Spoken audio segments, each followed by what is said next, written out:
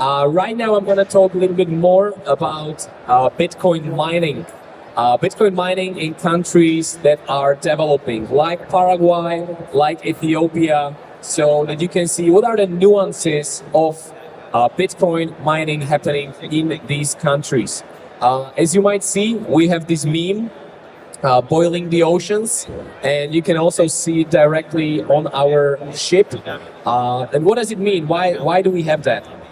The reason for boiling the ocean meme is that there is a huge amount of pressure from Greenpeace and other institutions to fight and ban Bitcoin mining because of its environmental footprint, which is not very true, right? And they are saying that Bitcoin is gonna evaporate the water, it's gonna, boil the ocean. So we are proudly wearing this meme on our sail ship and using it in our stickers. So the data speak for themselves. If you look at the numbers, it's very clear. You can see this hairline here. It's basically the amount of energy that's being used globally for Bitcoin mining. So it's about 100 up to 200 terawatt hours a year. And it's nothing compared to what is the other energy consumption of non-Bitcoin energy usage. So you can see here that fighting Bitcoin mining, it really doesn't make sense that much, because if you look in another chart, this speaks for itself as well. This number speaks about the total energy generated worldwide. So it's about 150,000 terawatt hours worldwide. The energy loss due to inefficiencies is roughly 50,000 terawatt hours. So it's like 1/3 of the production, which is insane. And instead of fighting and changing, these parts, making the grid more efficient, governments are focusing their energy on the little green element, which is the usage for Bitcoin mining, which is nothing, right?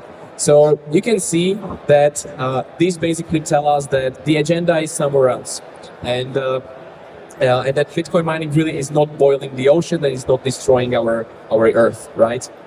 Any miners here? Do you mine some Bitcoin? You do? Where do you mine Bitcoin? In Ethiopia? In Norway? Perfect. Yeah, in Europe, if you want to be profitable in Europe, you need to be either in Norway, Finland. It's very hard to do it in Europe. That's how we started. Right now, we moved everything to Paraguay and Ethiopia. So I'm going to talk about that. And I love also this slide because this tells us that, when somebody's bitching about Bitcoin, I'm telling them, let's look at the data as well. And let's look at how much energy is consumed by lights on Christmas, during Christmas times.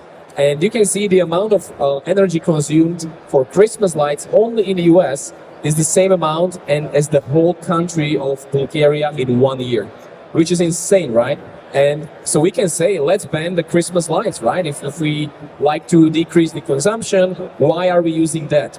And of course, then you look into nobody should tell us what we are using our energy for if we're paying for it, right? You as a miner as well, if somebody would tell you what you should use your money on, like, okay, you can buy a steak or you cannot buy a steak, you don't want anybody to tell you that, right? So that should be the same with energy. What you can see here, does anybody know where this is from? What? Paraguay? Yeah, exactly. This is the third largest power plant in the world, called Itaipu Dam. It's running 20 turbines. Each turbine is producing 700 megawatts of power. This can run almost the entire country of Paraguay. Paraguay is 100% energy from hydro, and just going here is like a super huge, amazing experience, and seeing everything together. I will speak about that in a minute. But this is how we started. We started our green mining in Europe, as we are doing right now, not in Norway, but in Slovakia, where I'm from. And what you can see here, this is a biogas power plant.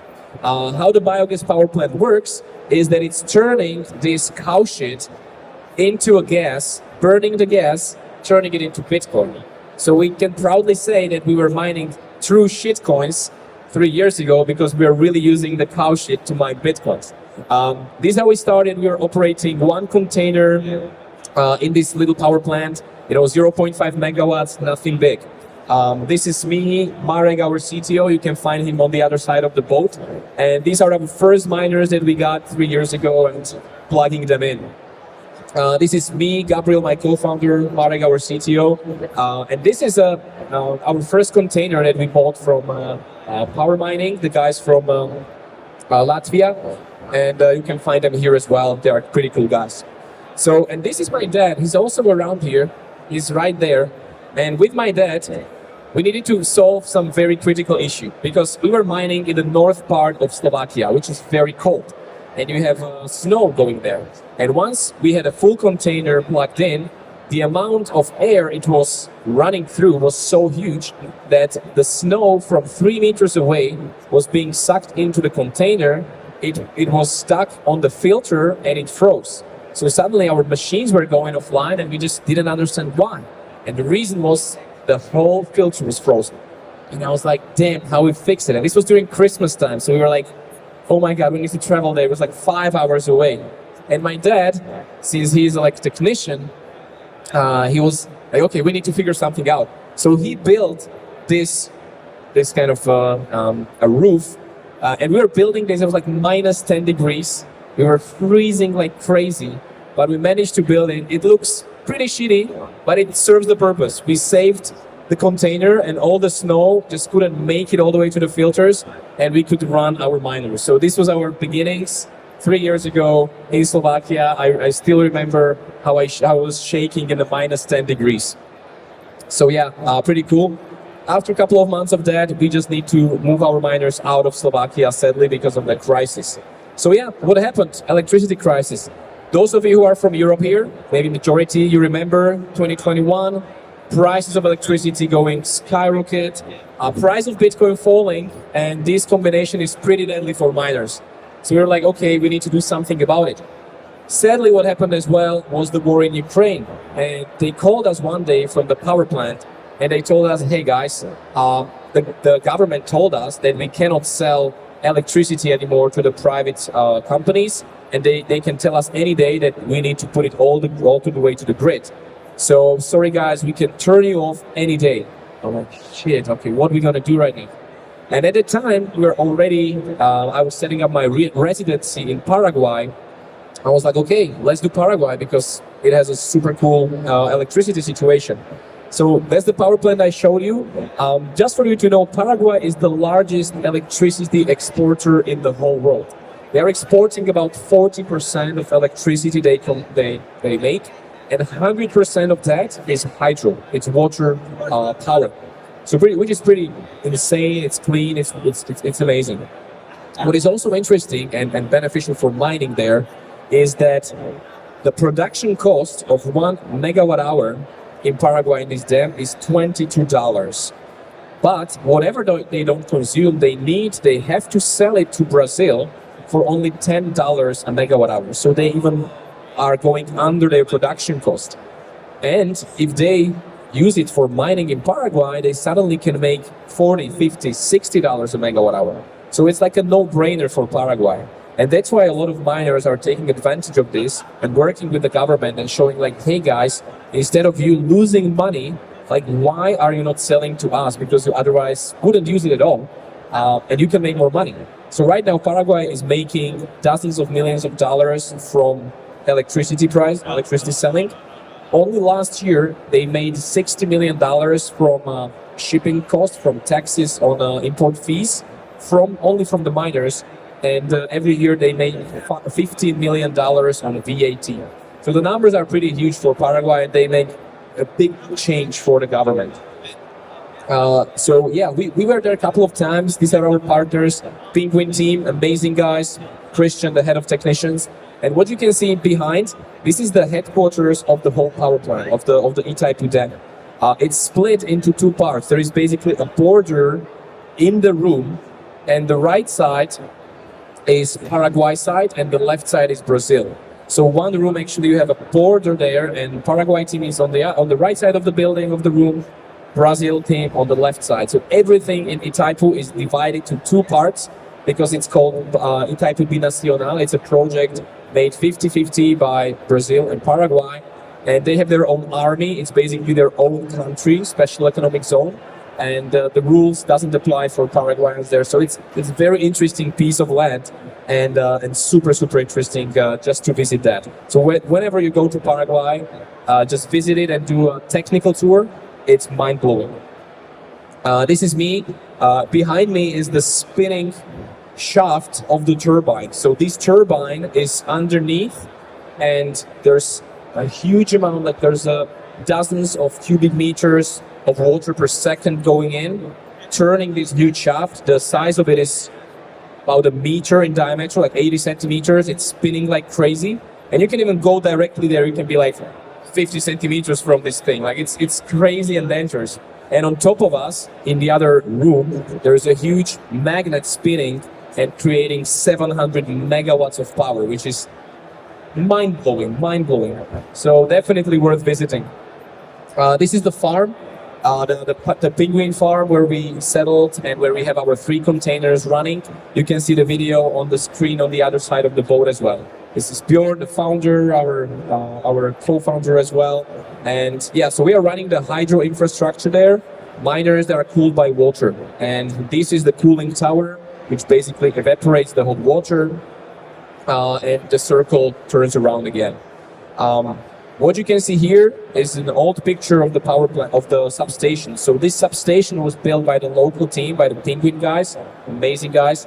And these are our containers here. Right now, this is a full thing, fully operational with containers. They are building stuff here, so it's going to be 160 megawatt operation.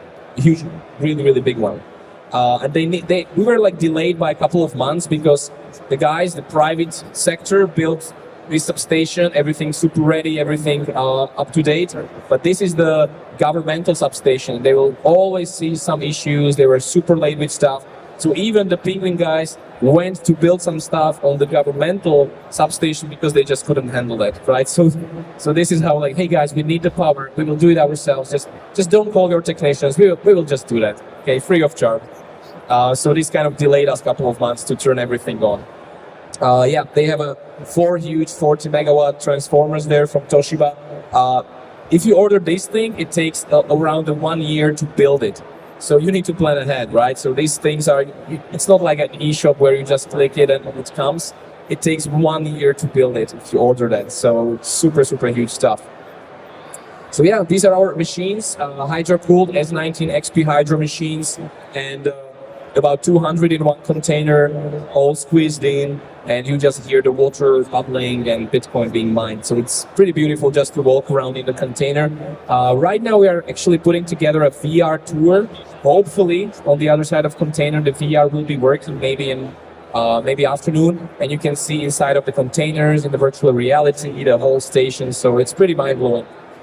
Yeah, so we have 3 of these containers, and we will be scaling this year again with a couple of new ones. So that was Paraguay.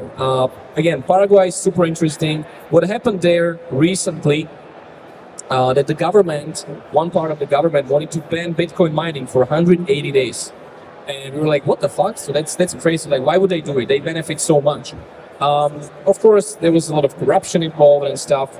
But what happened is that suddenly the big miners like Penguin guys and others, they went to the government and they said, hey guys, you don't get it, but you're making so much money on mining, like why you don't see that? So they made workshops for them, for a couple of ministries, and suddenly the ministries were like, okay, this makes a lot of sense. So they switched 180 degrees again, and what they did was like, okay, we love Bitcoin mining, we're gonna support you. And they even proposed the bill for experimental legal tender. Bitcoin is legal tender, which I doubt it will go through, but they even got so much crazy that they're like, okay, the Bitcoin is so good, let's do it as legal tender. So crazy things happening, but they're still cracking down on illegal miners.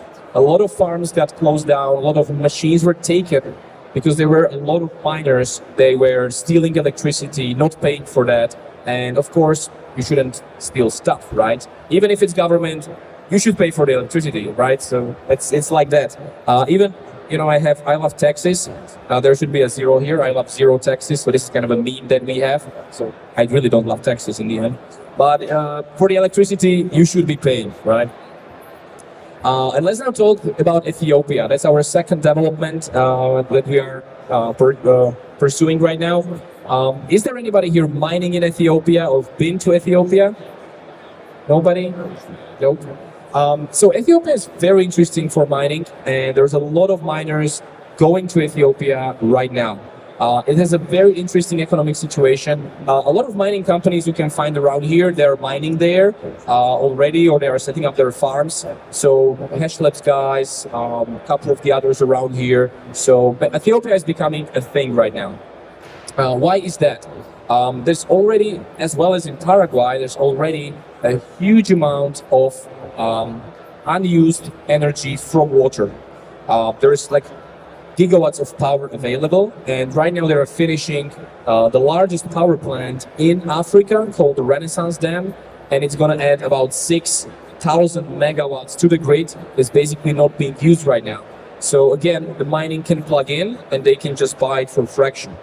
Another very interesting thing about Ethiopia is a huge exporter of coffee. Maybe you like, if you're a coffee drinker, you're like, yeah, Ethiopia is a good one. It is, it's very is. And the coffee is the biggest income of dollars for Ethiopia.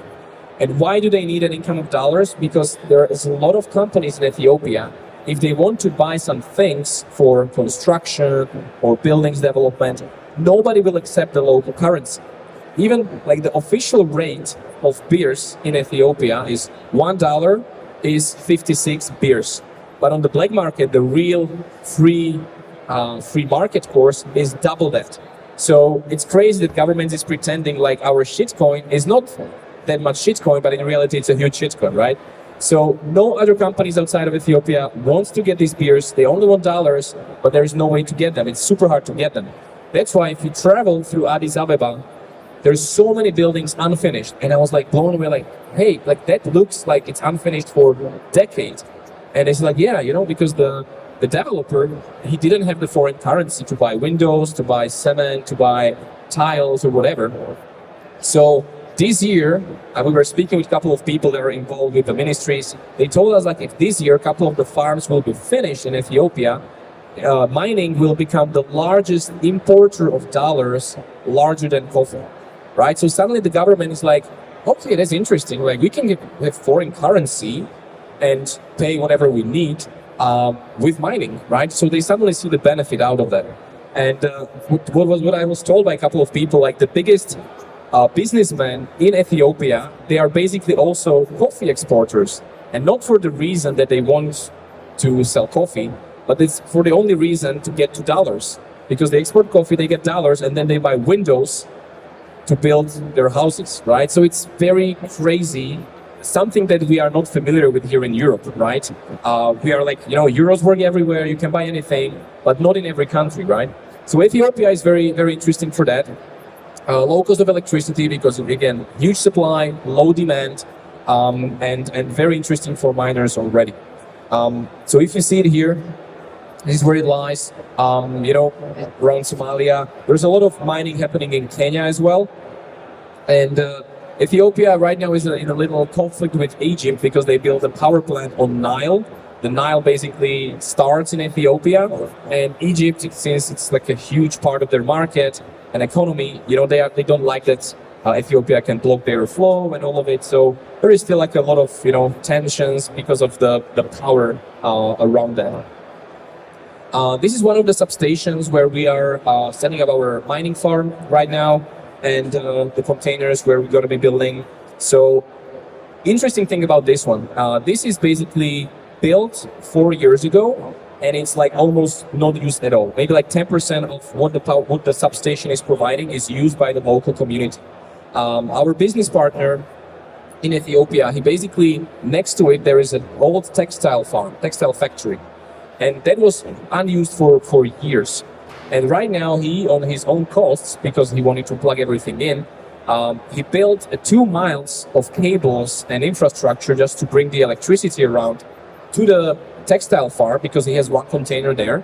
And he revived the textile farm, so there is dozens of people working there right now that wouldn't have a jobs if it wouldn't for him that would build the infrastructure. So the mining goal actually helps to sustain the local economy as well, brings jobs, and a couple of the security guys from the area are locals as well. So these are the 5 megawatt kind of buildings that are running in these ones. Bitmain XP machines, air cooled. This is actually a farm where also the Bitmain is mining. So this our partner is like building, big stuff for the biggest miners in the world. And this is just a couple of others. So again, trafos, 5 megawatt stuff. So these farms are like 20, 30, 50 megawatts of mining operations. So yeah, Ethiopia, again, very, very interesting. A lot of miners going there. And of course, it's not easy always. It's not super, smooth. You need to know the people, to have a local contacts. There's a lot of like risks involved as well. So you need to be very careful when going into mining. And as I said, not always easy. What I recommend is having a great partners like Penguin. Nacho here from Penguin is doing amazing work. All the Paraguay thing I told you. So if you want to see a couple of videos from their farm, we have it on the other side of the boat, and definitely they have maybe other things that to scale up in upcoming years. So we are super looking forward to see how we can even cooperate more. And why are we doing the mining, right? What was the reason?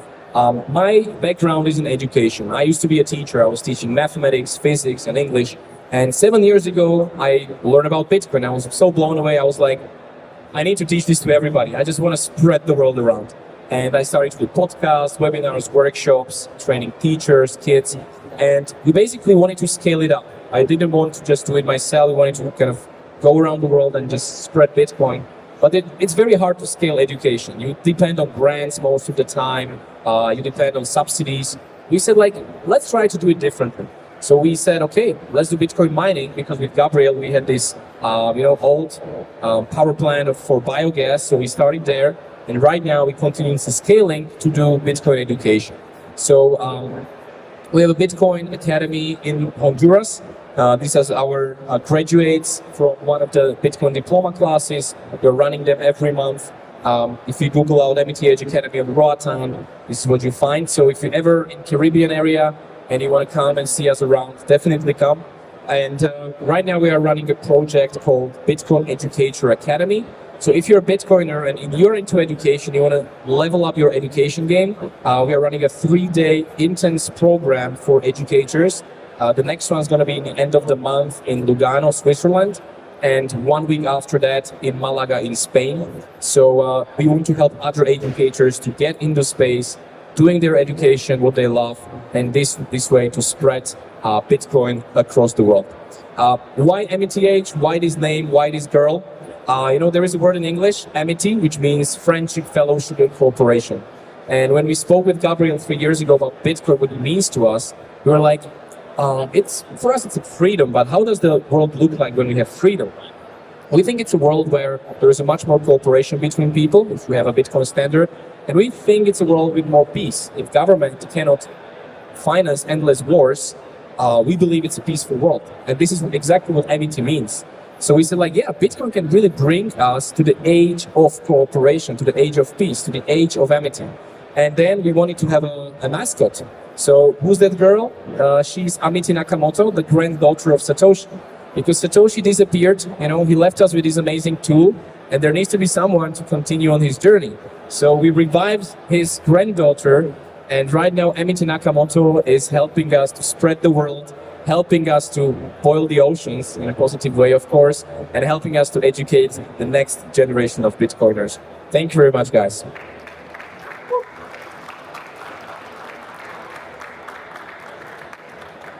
And if you have any questions, I'll just stop up the Slido. We have 10 more minutes. So if you have any questions regarding operations in Paraguay, Ethiopia, how to cooperate with us, we are right now currently running about 1,000 machines under our management. About 40%, 60% of that is ours. And but if you want to join us, we're doing hosting as well. And we are doing hosting in Paraguay, in Ethiopia, so you can join us on our mining journey and support our education activities. So if you want to scan the code, you can write your question anonymously, or if you want to raise a hand and ask directly, you can do it immediately. So yeah, that's the mining thing. So who are the miners here? One more time.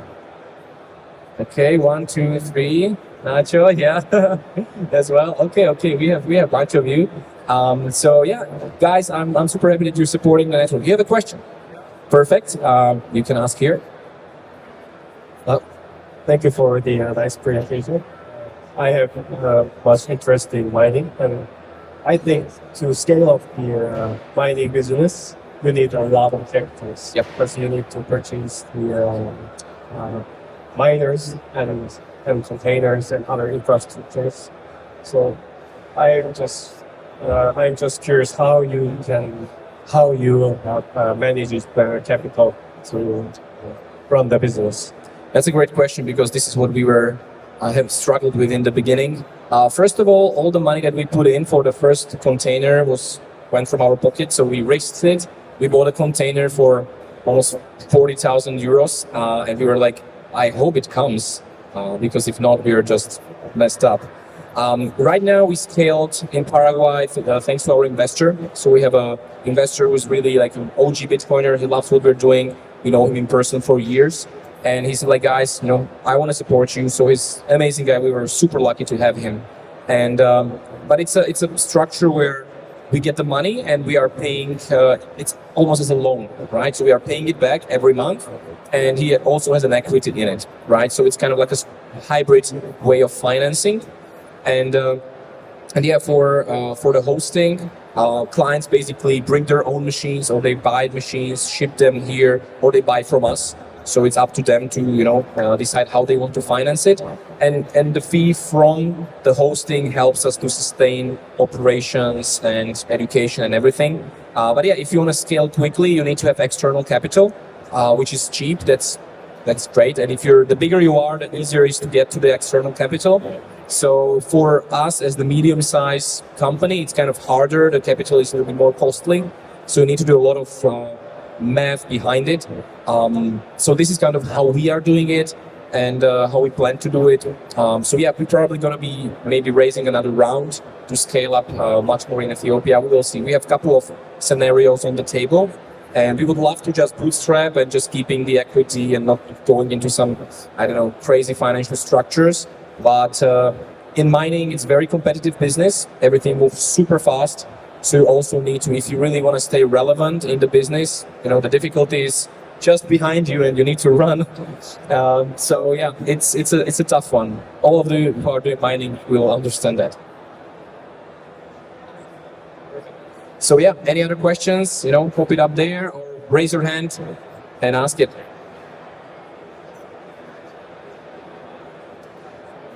My turn.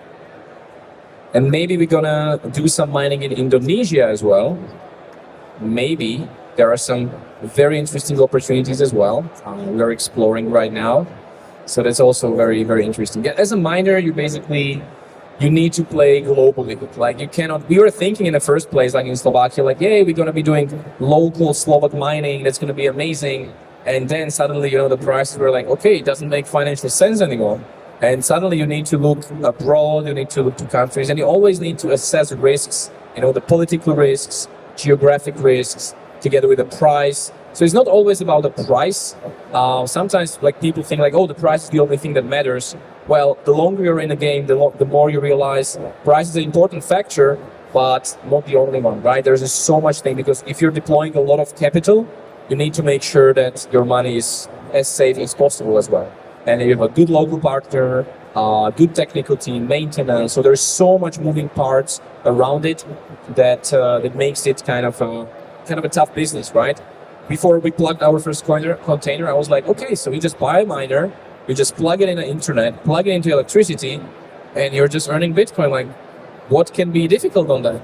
And suddenly after a time, you realize, oh my God, it's a tough business. It's really tough business. You need to rely on good technical people, support, maintenance, and a lot of moving parts. And especially, some people expect when we have clients that everything runs 100%, but it never does. We have, some downtimes because of the maintenance. Sometimes the travel breaks up, or always some things happen, and you need to fix it fast. But then the clients are calling you immediately, like, hey, what's wrong? What's happening? And we tell them we're on top of everything. We're moving fast. If you're not mining, we're not earning money as well. and basically, so it's never can run 100%. If you can have 98, 99% uptime long term, you're great. You're great. With Penguin, we have like 99.1 last time I checked. So, they are the guys who know the shit. Yes, grab a mic.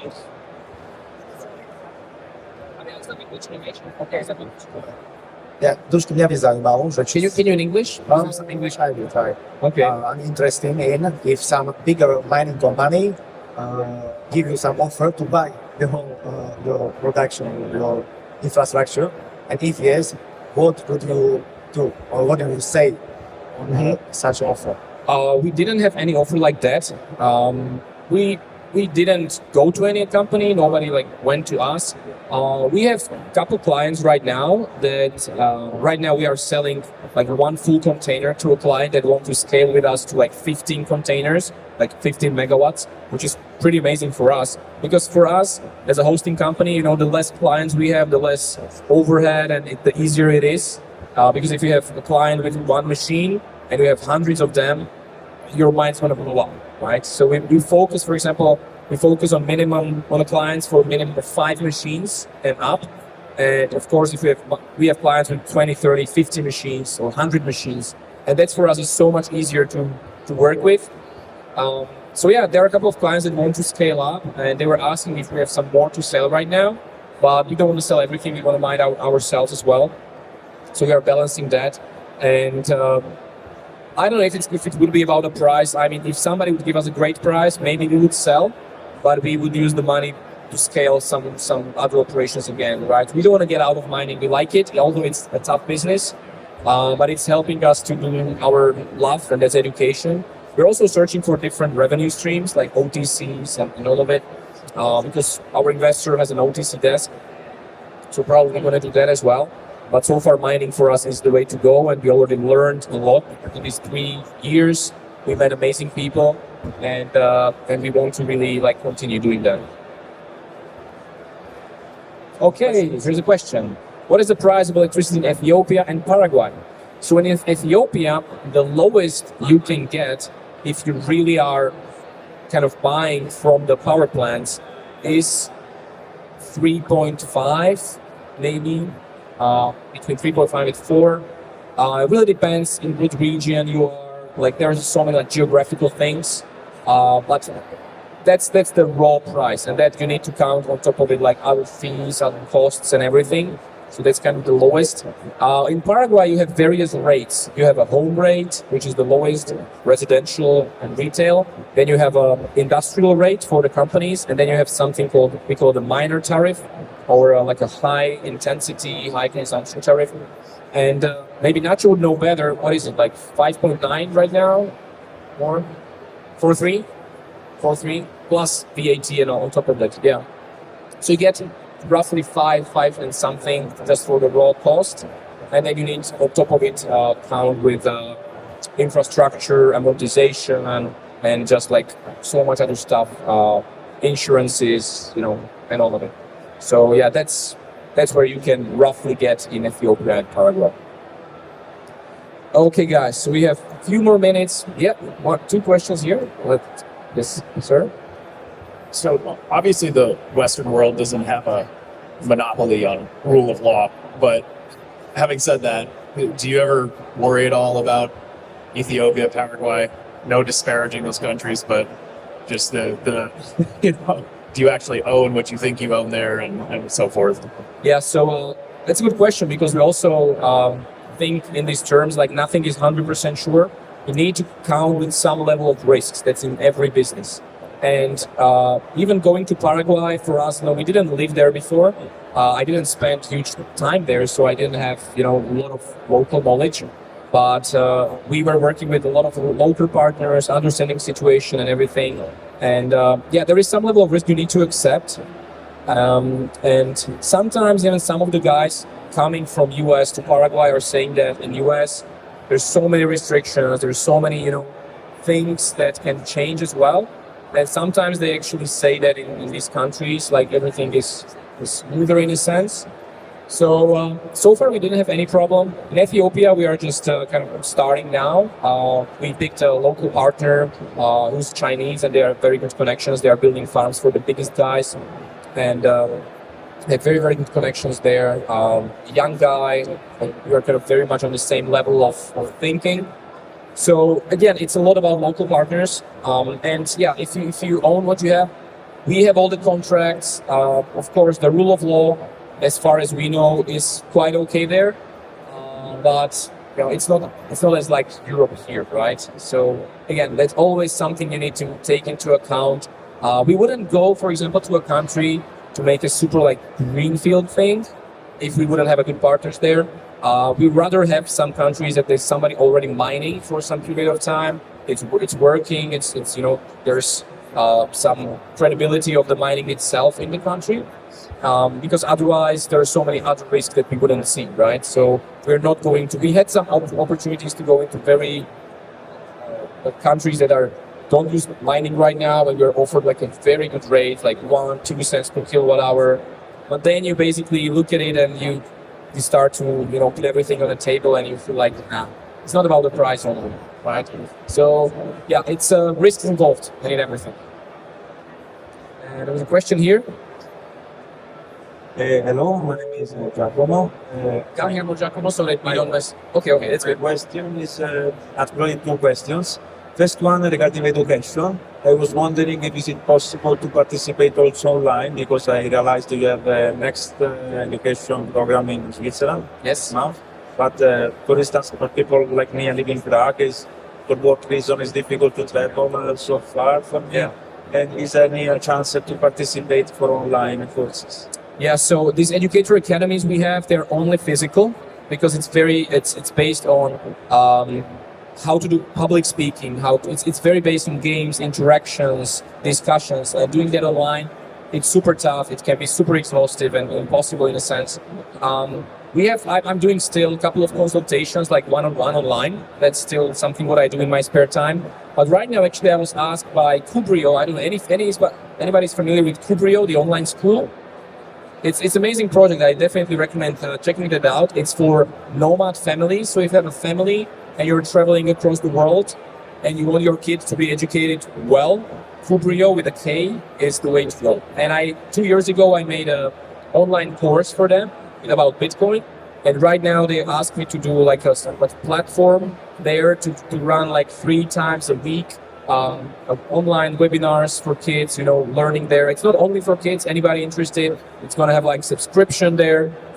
And that will be the way to kind of stay in touch with AmityAge regarding education, even online. So if you will be checking our Twitter, you will find it there. My second question, sorry, you talked about equity, that you started also in Paraguay thanks to the equity. You mentioned about Ethiopia. So there is any specific website I can follow for next plan if you decide to start an equity for Ethiopia, for instance? Because I saw machine are getting expensive, at least 5 machines in center. So maybe equity, like an investor, can participate like a fraction of that. We don't plan like a fractionalized equity. So probably if we're gonna increase the investment, it's gonna be with our current investor. There are a couple of other people interested in investing into our company, but it's gonna be kind of a larger sizes of money. We don't want to do like the crowd investing. It's a lot of headache. I used to have one project with crowd investing, and it was a lot of headaches when you have super small investors and a ton of them.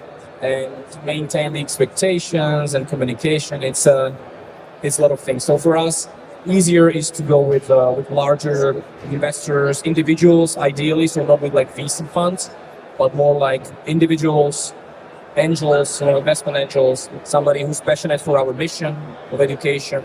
That's how we have it. The school again? Kubrio, Kubrio, Kubrio. That's a very good one. Okay, we have time for one more question. Can you provide a statement regarding the situation of Ethiopia right now, that there is currently no power? What I heard is that there were power plants where the turbine broke, and in some regions they didn't have power for some period of time. There were some miners that were having some issues with the power, consumption. For what we know and what we saw is that the power is there, and maybe it's very specific to a different region. They have a lot of power plants. Paraguay, you have basically 2 huge power plants, but in Ethiopia you have multiple ones, and maybe there were some regions where the power were off. So I don't know about that specifically. So I really cannot give you more insights. Maybe if you go to guys like Hash Labs, they are already mining there, or BitCluster maybe is here already mining there. Maybe they can give you more insights if they will be willing, but I really don't know regarding that. And another question, what programs do you have in your academy to educate children, teenagers, adults? So we are mostly focusing on physical education. That's what we are good at. So in Honduras, Roatan, then traveling around the world for Bitcoin Educator academies. That's for educators who want to, get better. But as I said, right now the online thing, what we are planning to do with this Gabriel school, and it's going to be subscription based, based on discussions. You're going to have some homeworks there, and 2 or 3 times a week they're going to be live sessions and going deep into various technologies, into economy, into really making sure the kids go from understanding what is barter, what is money, all the way up to understanding what is a node, how blockchain works, and all of it. It's going to be an ongoing monthly project. So yeah, guys, I'm recommending checking that out. So follow us on Twitter, AmityAge. My name is Dusan Matuska. You can find me on Twitter as well. And anything we post out, you're gonna find definitely in our Twitter. So one more time, thank you very much.